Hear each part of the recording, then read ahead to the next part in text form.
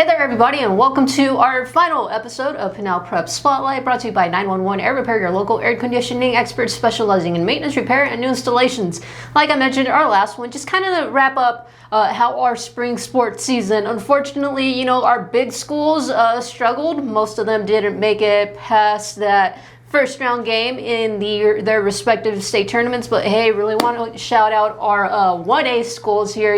Superior softball made it all the way to the state championship. Unfortunately, it was a bit lopsided to Joseph City, but that's expected when you're going up against a two-time defending champ. Congratulations to Joseph City on making it 3 straight. Ray baseball is still in action right now, but just for the sake of everything, to not keep this going for one game. David, what are your overall thoughts on the season? You mentioned it was a little bit of a struggle for some of our bigger schools in terms of playoff time, but overall I think it was a pretty successful season for a lot of teams around the spectrum. We had some really good performances from teams like Florence. Coolidge comes to mind. Coolidge baseball has kind of been slowly ramping up ever since they've had a coaching change, and they've really taken upon themselves to start building this program from the ground up, and you could see it in the results. They had a really solid year, but I think Vista Grande was obviously the top team here. I think Aiden Montiel, their starting pitcher, was the best player in Pinal County baseball by far, and we're going to see what he does afterwards, after high school, now that he's going to be graduating and moving on.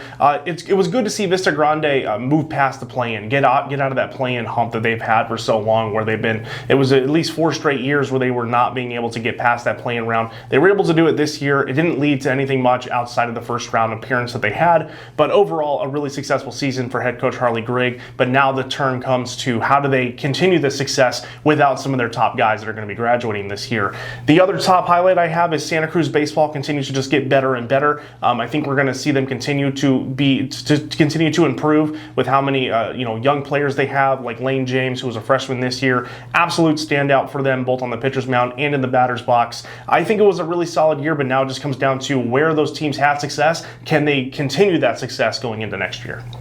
And for softball, I feel like it's kind of a similar scenario across the board for the most part. David mentioned, seniors graduating from baseball. It's the same with softball. A lot of key playmakers from different teams are going to be leaving.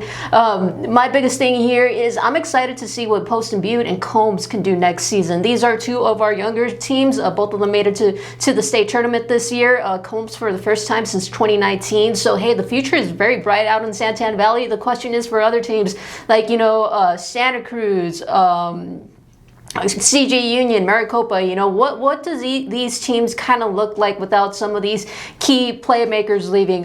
Santa Cruz, I've mentioned her all season long. Layla Brown, she's going to be graduating. Who's going to step up and fill up that vacancy that she's going to be leaving behind? Pitching wise, I think they'll do okay, but offensively, they're going to need somebody else to step up. CG Union, they're losing their catcher in Olivia Vance, their first baseman in Addison McClintock. Both of these girls have been clutch all 4 seasons for CG Union at 2 critical positions. Who's going to step up for them next year? And then Maricopa, Alani Calderon, Lizzie Dupree, just pretty much to do it all for the Rams. Offensively, defensively, in the circle. In the circle is the biggest question. Maricopa has struggled the past couple of seasons. Dupree was their ace. Who's going to step up next year? All of these, a lot of questions.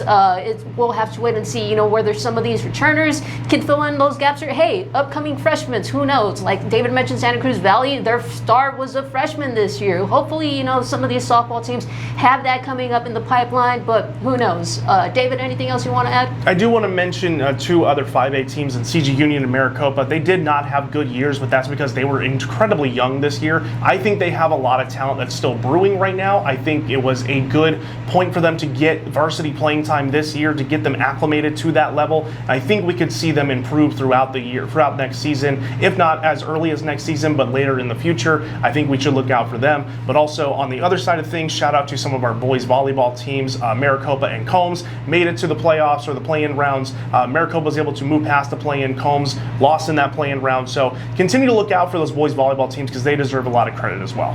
I will add, those first round games for a lot of our sports in the state tournaments just didn't go that our team's way. As always, be sure to check out Pinal Central for all of your new local news coverage, and check back with us during football season as we get ready to tackle next year's sports. Damn.